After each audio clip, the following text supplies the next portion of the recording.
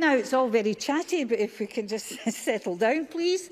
The final item of business is a members' business debate on motion 24111 in the name of Gil Patterson on the 80th anniversary of the Clydebank Blitz.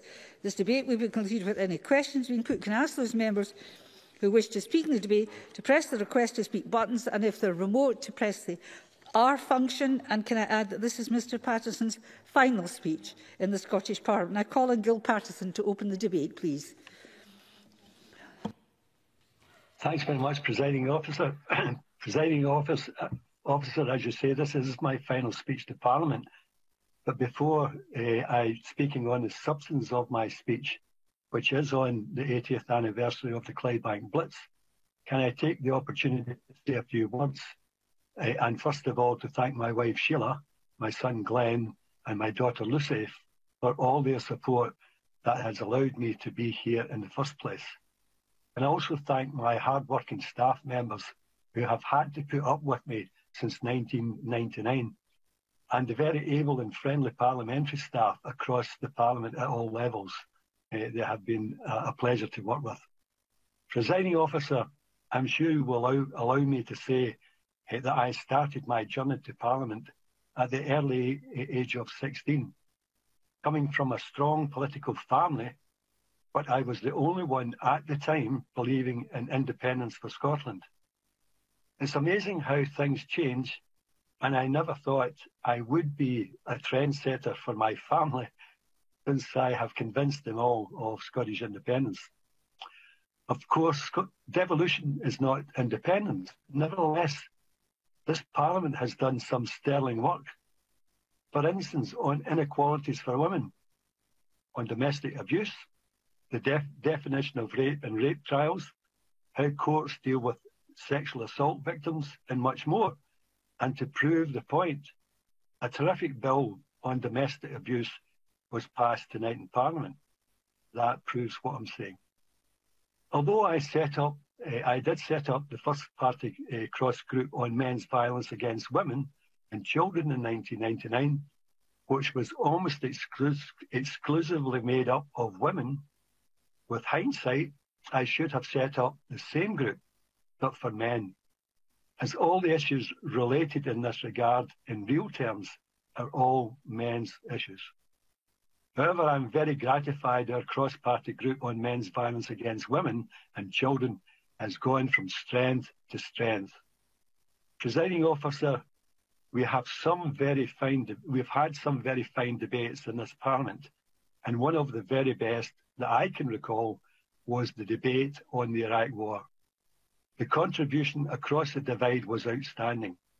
Another fine debate coincidentally took place just a few weeks ago, and no matter, that was the hate crime. And forget about what side you're on, the standard was superlative in my view.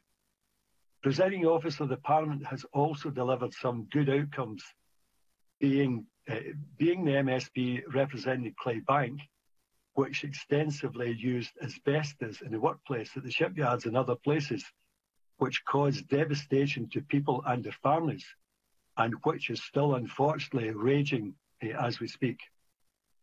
This Parliament courageously took on the House of Lords and won, securing compensation for pleural plaque sufferers, which of course is an asbestos-related disease.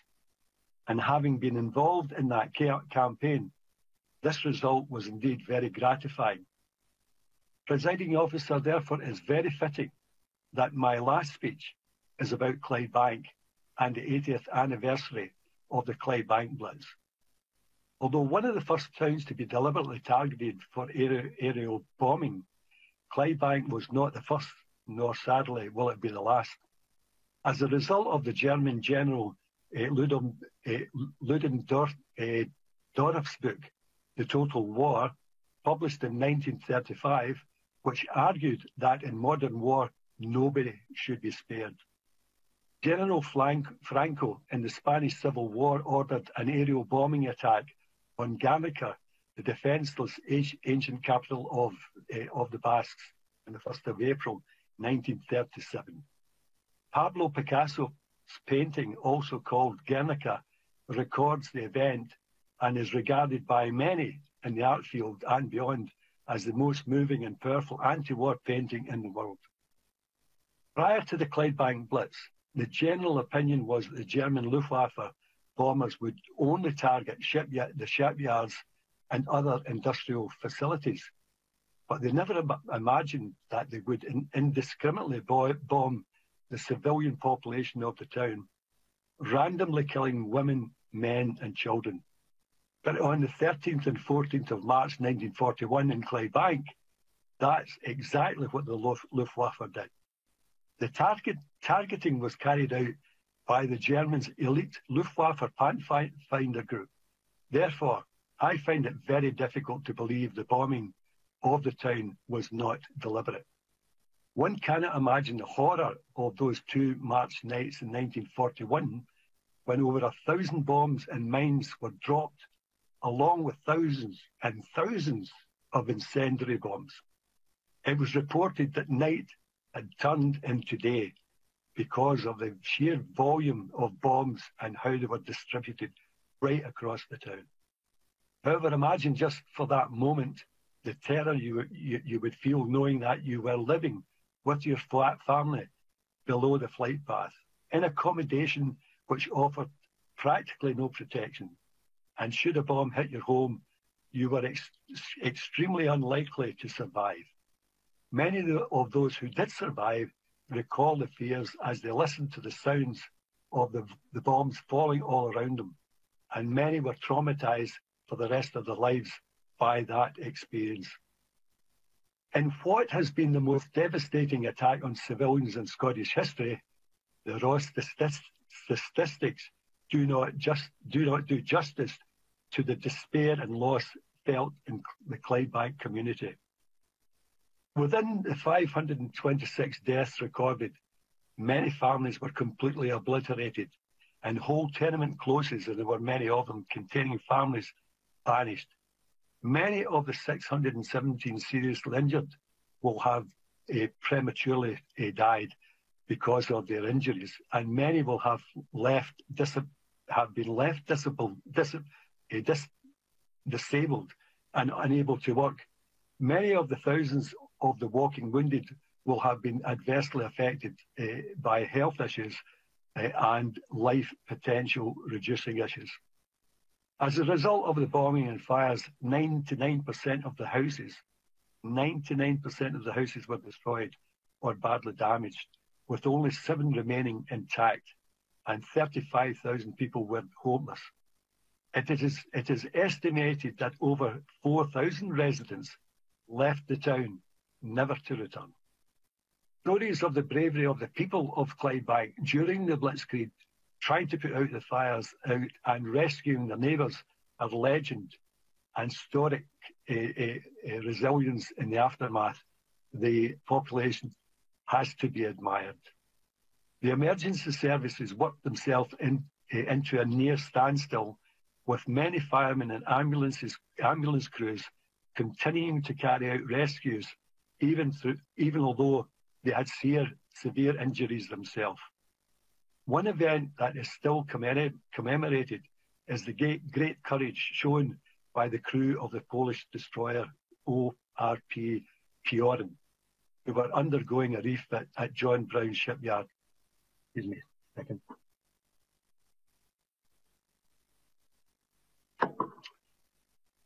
I think that's who were undergoing a refit at John Brown Shipyard, when they voluntarily opened up their anti-aircraft guns to try and draw the Blitz fire from the Luftwaffe bombers and away from the town.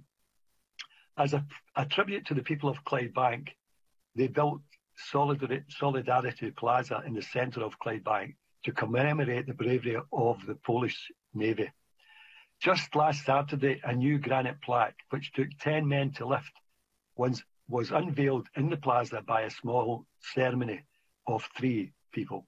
I was privileged to be one of the participants. When you consider that the rebuilding of Clydebank took years and many people had to survive in appalling conditions with food shortages, travelling many miles every day to work, you understand how important the community spirit and it was and still is to this day, and I can bear witness to that. However, very few people know that the UK government only loaned Clydebank Borough Council the money to rebuild the town, when, as far as I am aware, other towns blitzed were given grants. This reverse reparations money was added and collected from the household rents.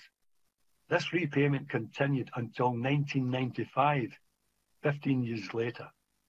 Presiding officer, many events were planned to mark the 80th anniversary. Unfortunately, they were cancelled due to COVID-19.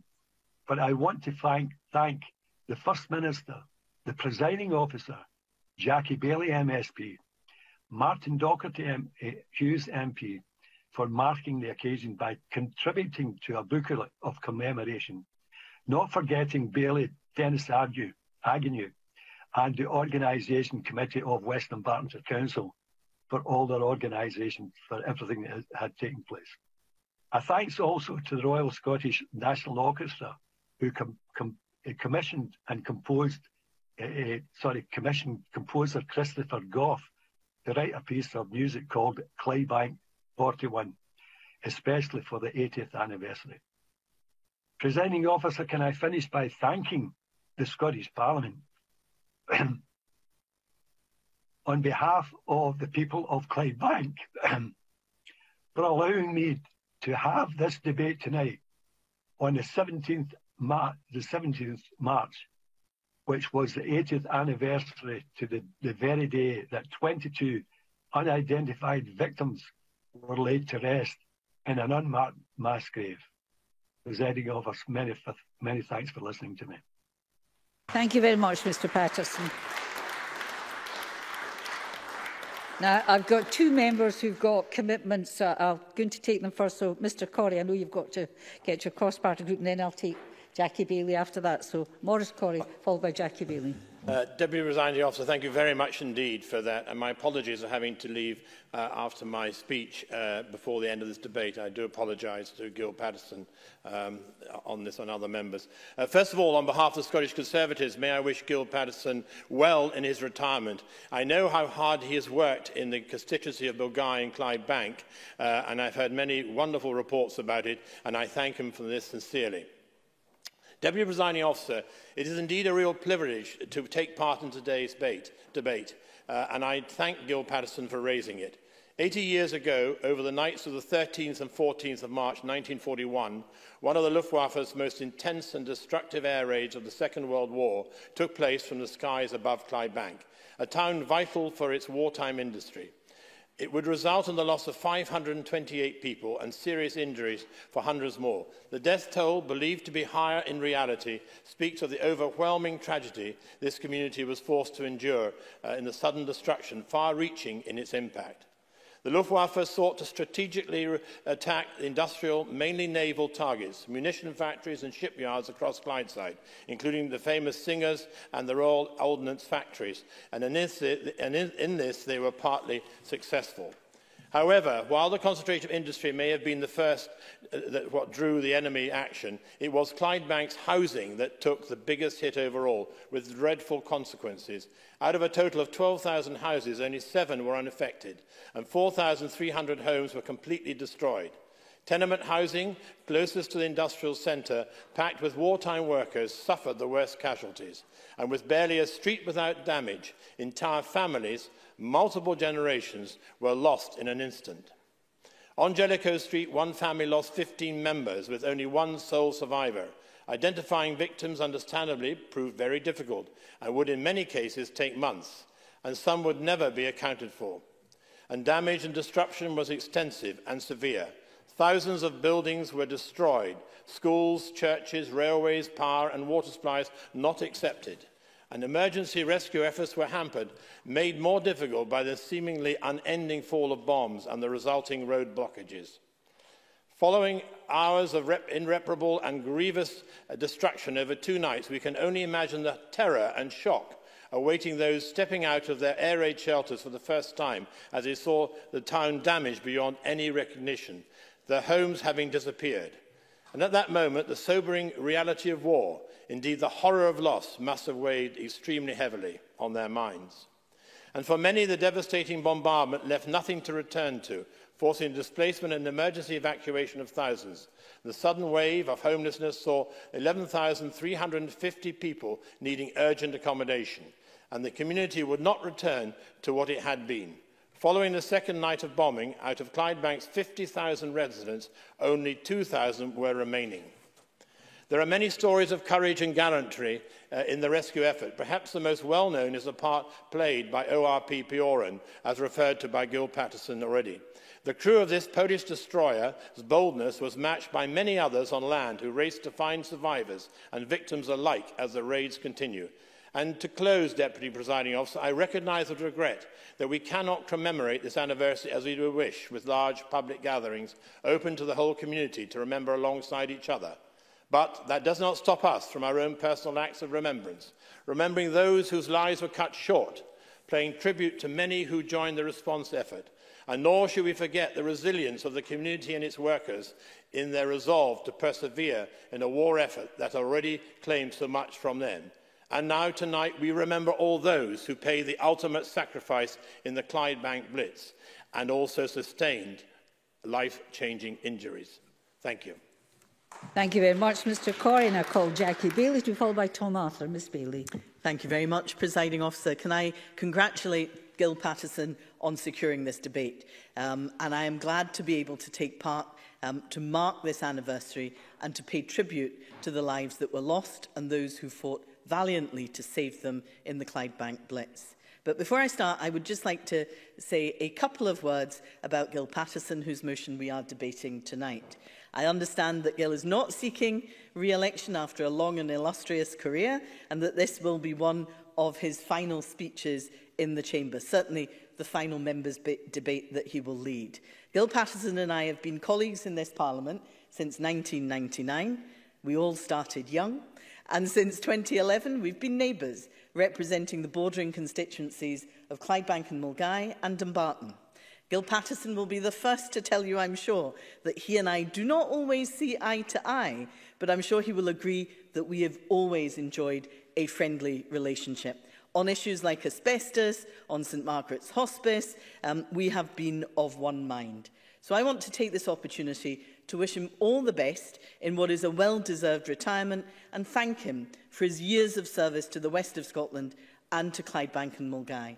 This just proves that Bankies and sons and daughters of the Rock can, after all, work together.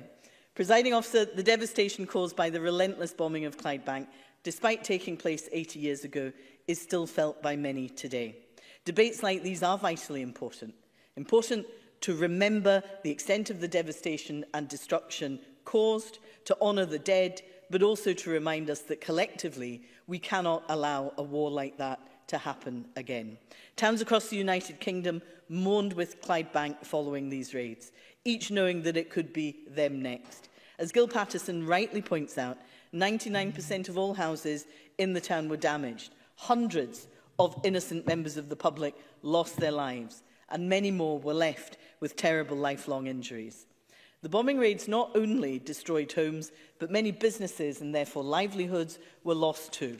We know that the shipyards were the target of these raids, but it is widely acknowledged that the longest lasting damage was suffered by local civilians and the town of Clydebank. It's also important to pay tribute to the bravery of the emergency services and the many, many local people who worked together to fight fires and take care of the wounded over those 2 fateful nights. Local volunteers put themselves in harm's way in order to save others. That level of selflessness makes these people nothing less than heroes. And if it were not for their bravery and determination to get injured people to safety, then even more would have lost their lives. Presiding Officer, I always want to pay tribute to those who also lost their lives during the bombings, who are from my own community of Dumbarton. As some in the Chamber may be aware, on those fatal nights, one raid missed its planned target of Clydebank and instead kept going to Dumbarton and hit homes in Clydeshaw Road, just a 5-minute walk from my house. The raid wasn't expected, and therefore appropriate cover and shelter had not been sought out. Yet more innocent lives were lost. So commemorating this anniversary is a poignant way of remembering all those who lost their lives, both during this blitz and throughout the Second World War, both in Clydebank and across the UK. In the face of adversity, Clydebank came together and is right that we should do so again now to remember them. Thank you. Thank you very much, Ms Bailey. And I call Tom Arthur to be followed by Kenneth Gibson. Mr Arthur. Thank you, Presiding Officer. Can I begin by thanking my friend and colleague Gil Pattison for securing this debate, and can also pay tribute to him for his years of public service, and in particular as a supporter of White Ribbon Scotland, to recognise his tireless campaigning to end male violence against women. And can also thank him on a personal level for his friendship and the advice and counsel he has imparted to me over our many phone call conversations over the past year, and I wish him the very best for his retirement. When Gil Pattison was speaking, he spoke of how the attacks on Clydebank turned night into day. And I was reflecting on that because Johnston, in the western part of my constituency, is about 6 miles southwest of Clydebank, and it's a rather, as you approach the Glenaford Braes, it's an elevated part of Renfrewshire. And I can only reflect 80 years ago this weekend past, it would have been possible for those residents in Johnston who were not sheltering as the air raids were taking place would have seen that glow from Clydebank. But I would like to focus my remarks, Presiding Officer, on another part of my constituency in Barrhead, because as Jackie Bailey illustrated in her speech, while other areas suffered nowhere near the level of devastation that Clydebank did, other areas did face attack by the Luftwaffe that night. And in Barrhead, a bomb did fall, a parachute mine and incendiary bombs as well. And I would like to recount some of the experiences of people in Barrhead that have been shared with me indirectly from children and grandchildren of those who remember that night. In particular, to begin with, I would like to thank my constituent Matt Drennan for sharing with me some extracts from his book with Keith Fergus, Barrhead and Neilson Then and Now. There is some conflict over whether it was on the 13th or 14th when the attack occurred in Barrhead. There is a consensus that it took place at the bottom of Adelphi Brae, or otherwise known as Spring Hill Road in Barrhead, and that a pub there was destroyed, including the publican, a 56-year-old gentleman named Mr Gavin McKinley. And I know from speaking to people who were there that night that shops further along were severely damaged as well, with the glass plating of the cooperative, now Barrhead Housing Association, at the top of Cochrane Street blown out as well. But I would like to share some of the reminiscences of constituents, as I said earlier, sons and daughters, grandchildren as well. Jim McGauley notes that my mum's hairdresser shop was blown up by the bomb, and the publican of the Arfleet Inns was killed by it. Mary Cunn notes her father's account of her late father, I believe, Mr William Edgar, who stated that I lived in Barrhead in a complex. I was about 14 or 15 years old and enemy planes were going overhead. I remember the noise they made, chug, chug, chug. They were going to Clydebank and Yoker to blitz both towns. A bomb dropped in Barrhead on the way back to Germany. We dropped it to lighten the load. We dropped the remainder of their bombs to get home quicker. 2 or 3 of the air raid shelters in Barrhead got bombed, and the stair collapsed in a local pub and killed the landlord. Joan Carlyle notes her late father, William Ferguson, was a paper boy for Shepherd's newsagents at the time. He would have been 13 years old. The morning after the bomb arrived at the shop, he arrived at the shop to collect his papers and found all the shop windows broken and sweeties strewn everywhere. My late mother, Joan McElreevy, spent that night sleeping with her grandmother, Isabella Reid, in Cross Arfley Street. She was 8 years old. They were wakened by the explosion, and my mum said there was broken glass all over the bed. Very frightening for them. These testimonies are powerful, but I would like to share one final account with the Chamber from my constituent, Janet Walton.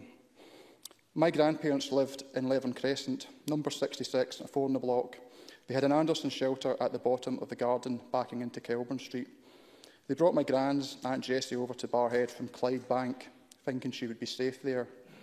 On the night of the Barrhead bombing, my grandfather, an upstairs neighbour, John Ross, was out the back door. And when he saw something coming toward from above, they thought it was a German on a parachute. We shouted to those indoors to get under the dining table, and he and Mr Ross would deal with the paratrooper. We grabbed their garden forks and got ready for action. However, the German quickly turned out to be a landmine that blew my grandfather back into his hall, blew the windows out and brought the ceiling down. Apart from superficial cuts and bruises, the men were fine, and all of those under the table were fine, just badly shaken. My grandparents were rehoused temporarily in Carnock Crescent, and the Ross family in High Leven until the block was made habitable again. I think it was a few months. Aunt Jessie's town of Clydebank was devastated that night. Gavin McKinlay was killed that night when his pub house was bombed at the corner of Spring Hill Road and Main Street. My grandparents were Janet and James Coleman. Many of these voices are now receding into the distant past, but they are so important that we remember, because when we commemorate, it is not just an act of remembrance and honouring the dead. It is learning the lessons of what humanity is capable of doing. And within living memory, our fellow Europeans took off from one part of the continent, came here with aircraft laden with explosives to drop it with the intent of killing other human beings. So it is important that we have these debates to commemorate and to remember, and most importantly to learn these lessons, because peace, security and stability, our first duties as politicians, is so precious. Thank you. Thank you very much. And I call Kenneth Gibson, who followed by Ross Greer. Mr Gibson. Thank you, Presiding Officer. And I'm delighted to contribute to my friend and colleague Gil Patterson's valedictory speech, which deals with the most far-reaching event in the history of his constituency, and I congratulate him on securing this debate.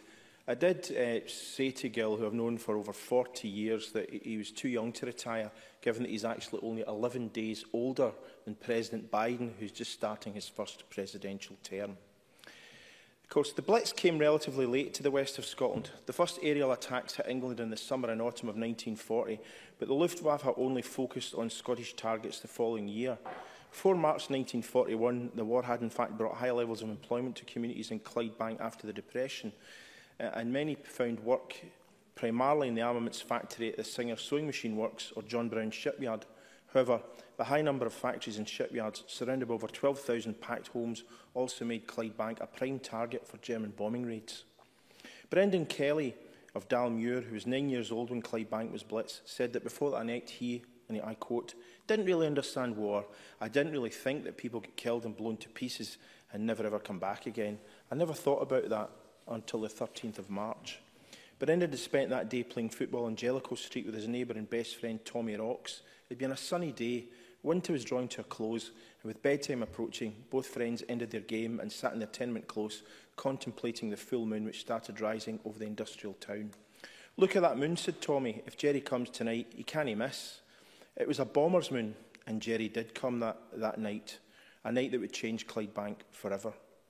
Over the course of 2 nights, 439 Luftwaffe bombers dropped more than 1,650 incendiary containers and 272 tons of bombs in Clydebank and its surrounding areas.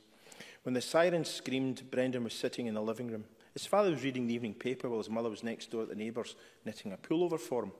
They went up to 40 false alarms in the months leading up to the Blitz, and on 13th of March, many thought, it's just another false alarm, including 11-year-old Betty Norwood, who'd been attending a concert at the Co-op Hall in Hume Street. Ignoring the sirens, the concert continued until the windows fell in and the balconies started collapsing. Betty and her mother were pulled from under the rubble and headed to the basement of the Co-op Hall, where they remained until 7:30 a.m. next morning. Brendan Kelly and his family had sought refuge in one of the communal shelters. At 5:47 a.m, the last bomb fell in Clydebank. Half an hour later, the all-clear sounded and survivors came out from wherever they'd sought protection to discover the town in a state of utter devastation. Although Brendan's tenement was still standing, all those to one side had been destroyed, and his friend Tommy was one of 15 members of the Rocks family that had died next door. Tens of thousands of people were without homes or possessions and wanted to escape Clydebank as soon as possible, while those who stayed behind in the wreckage of their homes and church halls prepared themselves for a second night of bombings. Throughout the town, only 7 or 8 buildings, including Brendan Kelly's tenement house, remained unscathed. German bombers had destroyed 4,000 houses and severely damaged a further 4,500. According to an official count in 1942, the raids had killed 1,200 people that night and seriously injured many more, while another 35,000 people had been made homeless. Unable to give a proper account of what had happened due to wartime censorship, the press published vague reports about the dogged Blitz spirit falling, and I quote, some bombs on a town in the west of Scotland. Unaware of the true devastation, soldiers would subsequently turn to Clydebank from military bases across the country to surprise their families, only to discover that their hometown had been reduced to rubble and many of its inhabitants gone forever. Presiding Officer, the 13th and 14th of March 1941 are among the darkest days this country has seen, and today we remember all those who perished, as well as those who lost everything as a result of the bombings, and do all we can to prevent war, wherever it might rear its ugly head. And I once again thank my friend and colleague Gil Patterson for bringing this debate today. And I'll say to Gil, he will be sadly missed in this chamber by all of his colleagues. Thank you. Thank you very much, Mr Gibson. I call Ross Greer to be followed by Gillian Martin. Thank you, Presiding Officer. And like others, I thank Gil Patterson for bringing this debate. I've not quite known him 40 years, but I think I've known Gil for coming up on half of my life, including the time that I spent as the member of the Scottish Youth Parliament for Clydebank and Mulgai constituency. And we've certainly not always agreed, but I've really enjoyed it when we've worked together on those occasions that we have. I think I've actually enjoyed it more on the occasions that we disagreed and we could have had a really good rammy, not least during the independence referendum, where it wasn't about the eventual outcome, but about the dreary details of which streets we were to leaflet first. I'm really grateful that Gil brought this debate because it's a deeply personal one to me. My gran passed away just under 2 years ago. Her name was Nancy Greer. But on the 13th of March 1941, she was 5-year-old Nancy McGuigan, and she lived in Clydebank. She'd actually been evacuated to Ayr already. Both my grans were evacuees, one to Ayr and the other to Drimmen. But in what was probably the most spectacularly unfortunate timing in her whole life, my gran and her mum returned to Clydebank on the 13th of March. She witnessed the near total destruction of her town over those 2 nights, and despite her age, she remembered that for the rest of her life, something that she shared with all of us and with the occasional interviewer. My gran told me of the clearly quite vivid memories she had of being one of the children hiding under the stairs at the bottom of the tenement close, of all the adults leaving to fight the fires that came to engulf most buildings which weren't obliterated by direct impacts, of the orange glow that she saw through the windows as those fires came to every street. In about 36 hours, Clydebank was destroyed around my gran. It was the only town in the UK to suffer that fate for the duration of the war. My gran and her family were able to go back to Ayr. Over 35,000 people were made homeless over those 2 nights, with residents of Bearsden further east and those in the likes of Knightswood to the south waking in the morning, if they'd managed to sleep at all, to see a snaking line of refugees making their way along the main roads with whatever possessions they had left. 1,200 people died and over 1,000 were seriously injured, but as Kenneth Gibson just mentioned, that number wasn't actually known for a year until first the Sunday Post managed to evade the censors to publish it, and then it was officially acknowledged. At the time, the government insisted that about 500 people had died during the raids across all of Clydeside, despite the fact that about 650 people had died in Glasgow alone, entirely separate from the Clydebank death toll. The government's lack of support went as far as a failure to even supply a sufficient number of cardboard coffins. Many were buried in mass graves, which the Sunday Post had photographs of, though they couldn't get those past the censors without cropping the bodies out. The intensity of the bombing is impossible to imagine for anyone who didn't live through it. A member of my church congregation told me last week that she remembers seeing the glow and the smoke from Perthshire. You could hear the bombs in Bridge of Allen.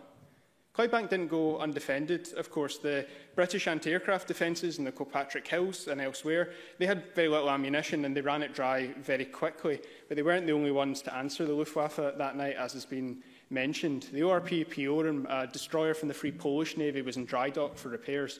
Ships in dry dock are not supposed to have ammunition on board for obvious reasons, but the Piorum's crew had clearly decided otherwise. And despite being under no external orders to do so, they returned to the ship, and for 2 nights they returned fire on those who set out to destroy Clydebank. The Piorum and her crew, who went on to play a role in sinking the Bismarck, they were the ship that spotted the Bismarck and began that final pursuit, are rightly remembered at a memorial opposite the town hall. It wasn't just Clydebank that suffered on those nights. As I said, the death toll elsewhere was terrible, though nowhere was it as completely destructive as Clydebank. But another reason this debate is so personal to me is that my church, the then Bearsden South Church, was directly hit by incendiaries. It was completely destroyed. The building my parents were married in, where my brother and I were baptised and where I now worship, was built on the very same spot in the early 1950s. You can tell it was post-war because it was clearly built with whatever was available, something which causes our property committee no end of grief to this day. Some might know that I lead our church youth group, and I was privileged a few years ago to organise for them to interview a member of our congregation who also lived through and remembered those events. His memories and those of my gran mean a huge amount to me. 80 years and 2 generations on, it's almost inconceivable that we faced the threat of total destruction on this island. within living memory, that a force of true evil was intent on our defeat and conquer.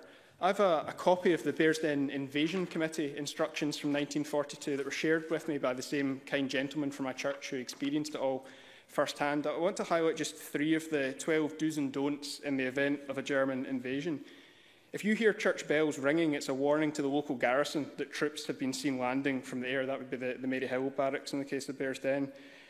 Number 5 was hide away your maps, money and valuables and food. And one very important tip, several small places are better than one large hiding place. And number 10 was to completely immobilise your car or your motorcycle. Even now in an era where the government are issuing what we would consider to be unprecedented instructions on how people are to live their everyday lives, instructions like these are completely inconceivable. In closing, Presiding Officer, I think it's only right that 80 years on we reflect on the terrible events of the Blitz. Many of those who fled those bombs never returned. Clydebank was never the same, but some did come back and rebuild, my family amongst them, and I'm grateful for the opportunity to share their stories tonight. Thank you. Thank you very much. And before I call Gillian Banks, I say due to the number of members who still wish to speak in this debate, I'm minded to accept a motion without notice under Rule 8.14.3 to extend the debate by up to 30 minutes. And I'm delighted that we have Mr Patterson now on visuals, and I now invite Mr Patterson to move a motion without notice. Thanks very much, Presiding Officer. With pleasure. Thanks very much for that. Thank you. It's nice to see you. The question is that the debate be extended by up to 30 minutes. Are we all agreed? We are agreed. I now call Gillian Martin to be followed by Bill Kidd. And Mr Kidd's the last speaker in the open debate. Thank you, Presiding Officer. I want to put on record my thanks to Gil Patterson for bringing this debate today and for his brilliant valedictory speech, his friendship and our many chats, and for giving me the opportunity to explain why an Aberdonian like me is compelled to speak about the Clydebank Blitz. The reason is because my grandparents and great-grandparents were Bankies and lived through the Blitz. My papa, Tommy Sanders, was an engineer, and like many young men in Clydebank, Tommy had to stay home and work in Baron Stroud's, Singers or Beardmore's for the war effort rather than join forces. My papa never spoke of the Blitz, except once, which I'll get on to. The bombing was initially aimed at the munitions factories and the shipyards, as many people have already said. The German bombers were largely unsuccessful in really devastating those targets, but the bombs fell mostly on family homes. The possible explanation that people have had that the pilots weren't very good is not entirely true, because the men and women who kept the factories running were targets too. And the second night proved this to be the case when the bombing was deliberately concentrated on the people of Clydebank. My father wasn't yet born during the Blitz, but he would do his apprenticeship at Singers in the 60s and go on to work in John Brown's till he took his family to Aberdeenshire. And he told me last night on the phone about stories he'd heard about the Polish sailors moored on the Clyde who manned the guns to take down the German planes that so many members have mentioned.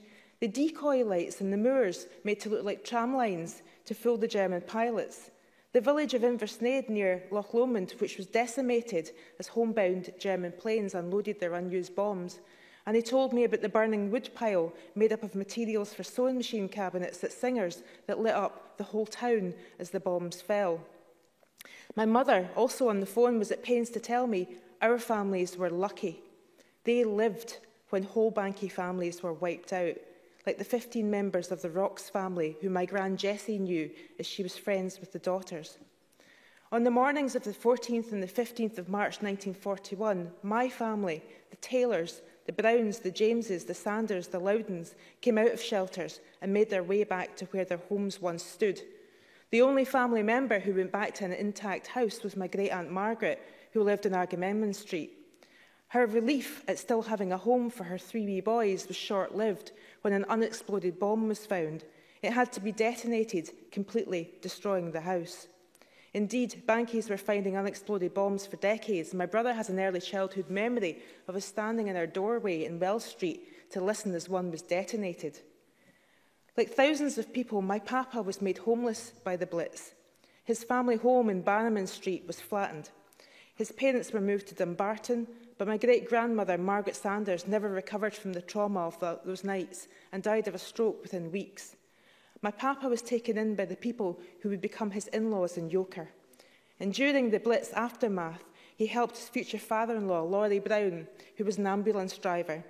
The two of them spent days and nights rescuing people and collecting the bodies of the many people who didn't make it to the shelters. I said my papa only spoke once about what he saw.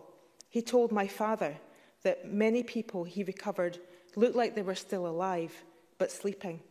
The flying debris hadn't killed them. It was the oxygen being sucked out of the atmosphere by the explosion. As oral histories go, it's scant, but it's devastating. Many Bankies like him who lived through those dreadful nights felt enormous trauma for what they saw and grief for those they lost, and they could barely speak of it. Gil Patterson's speech has been a fitting tribute to them, and I wish him all the best as he steps down as a true champion for all Bankies, past and present. And as a Bankie who became an Aberdonian, I thank him. Thank you very much. And I call Bill Kidd. Thank you very much, Presiding Officer, and thank you to Gil Patterson, as has been said, for bringing this forward, although Gil has a specific reason for doing so. It's not really widely known. However, Gil was the role model used for Private Pike in Dad's Army. Now, you can put the years together there and do it your own way, actually. Anyway, although the devastating aerial attacks against the UK in the First World War started in 1940, it was not until March 1941 that the Luftwaffe focused its efforts on some of Scotland's large industrial towns. On the 13th and 14th of March 1941, more than 200 Luftwaffe bombers devastated the town of Clydebank. The first assault was against the factories, but as has been said, on the second night, the workers' houses were most terribly hit in the Blitz. Of the 12,000 homes in Clydebank, fewer than 10 remained undamaged, and 4,300 homes were destroyed when some 90 tonnes of high explosives and hundreds of incendiary bombs fell on Clydebank, and this was all in a densely populated area of just 2 square miles. The main factory targets included the armaments factory and the Singer Sewing Machine Works, John Brown's and Company Shipyard and Beardmore's Engine Works, all of which employed large numbers of people from the nearby area of Temple, which is now in the Anniesland constituency and where much of my family come from. In fact, my granda, Davy Gray, was a stonemason, and he built a very large Anderson shelter out the back, which is fitting for someone with 13 children. But he also took in numbers of neighbours as well during this time. And in fact, it's well known within the family that at this time, on the 14th of March 1941, when the family had retreated to the Anderson shelter, an old man who lived in the close came running in a state of undress as well, actually, and said to my granda, "Davy, they're really throwing it down the night. We might not be lucky this time." And my granda said, "You're right, Willie, but I'll tell you, there's a lot of Waynes in here. Wayne put some bloody trousers on." So this is well known within my family, and my granda was a stonemason, so his language isn't quite suitable for the Parliament, but thank you anyway. Now, the official death toll from the bombings was 528, but it's widely believed that the number was actually higher than this. And on the 17th of March, 11,350 were recorded homeless and allocated alternative accommodation. The German bombing campaign in Clydebank resulted in more death and destruction than elsewhere in Scotland during the Second World War. Many of the survivors left the town to seek refuge, and of the 50,000 residents, only 2,000 remained in town after the second night of bombing. Despite this, for the sake of the war effort, Bankie workers made their way back to the town to work in the hastily restored factories, bar the engine works that were completely destroyed. Many would sleep in bomb shelters and churches, only returning to see their families on weekends. These efforts ensured that within a few weeks of the bombings, industrial output in Clydebank had returned to peak levels. Workers in Clydebank factories were vital for the war effort, producing battleships, arms, munitions and even Singer sewing machines that sustained the quick production of army uniforms. The outcome of the Second World War was determined by the resilience and efforts of people like these across Scotland and the rest of the UK. The collective response of people faced with extreme adversity saw us rise out of the ashes to keep on fighting until the war was won. It's this spirit which we remember today alongside the many lives unjustly lost. We should draw lessons from this resilience as we find ourselves in another time of significant challenge with the COVID and the loss of family and friends. Thank you very much. Thank you very much, Mr Kidd. And I call Graham Day to close for the Government Minister, please. Presiding Officer, can I begin by thanking Gil Patterson for securing this members' debate to mark the 80th anniversary of the devastating events that took place in Clydebank. I think it's only right and proper that we've come together tonight to reflect upon what was the worst destruction and civilian loss of life in Scotland throughout all of the Second World War, especially when the planned commemorations were so impacted by the pandemic. But before I address that, I want, as other colleagues have, to recognise Gil's contribution to the work of this institution on the occasion of this, his final chamber contribution. Gil is another one of the class of '99 to be standing down at this election. He's been a mainstay of this Parliament since first being elected, serving as a list member for Central Scotland and then West of Scotland regions before winning the Clydebank and Mulgai constituency in 2011. He has also served his constituents with great diligence, and I want to wish him well in what I hope will be a long and enjoyable retirement from frontline politics. Presiding Officer, what's clear from the debate is the widespread recognition of the formidable spirit of the people of Clydebank, and that the bravery and commitment they showed in rebuilding their community and lives under such terrible circumstances is recognised. As we've heard over the course of the 2 nights, more than 400 Luftwaffe bombers dropped over 1,000 bombs and incendiaries on the town. Ironically, neither of the principal targets, the John Brown Shipyard or Beardmore's diesel works, were seriously damaged, relatively speaking. But the devastation otherwise was imaginable in terms of its scale and impact. The first raid lasted 9 hours, the second 7.5. The terror visited upon those caught up in it is completely unimaginable.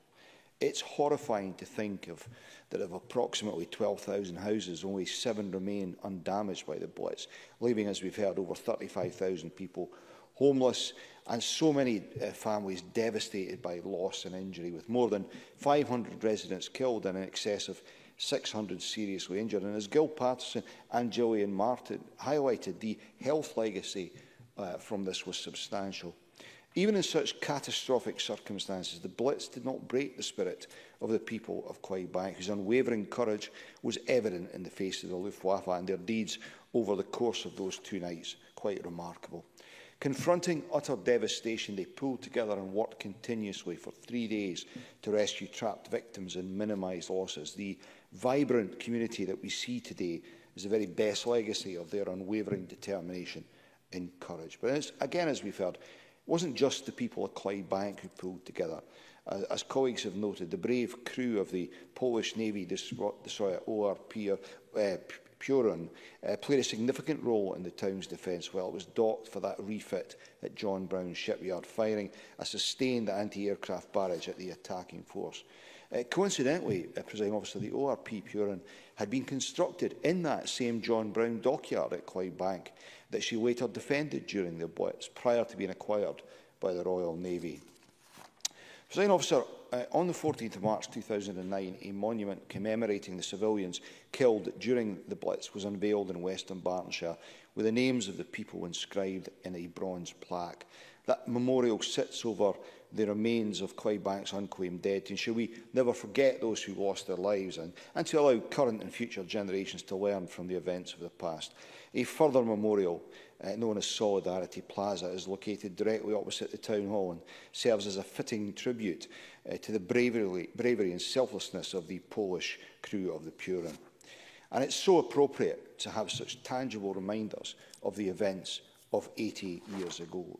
Presiding Officer, I'm delighted and privileged to have had the chance to contribute to this debate and to pay tribute to Gil Patterson as he calls time on his lengthy stint in this Parliament. And I finish on this note. It's testimony to the subject matter and the esteem in which Gil is held, that so many members have stayed so late to make contributions. some of them quite memorable and movable. In Bill Kidd's case, rather colourful. Presiding Officer. Thank you very much. That concludes the debate, and I can thank members for informed and very personal contributions that was extremely interesting. And I close this meeting.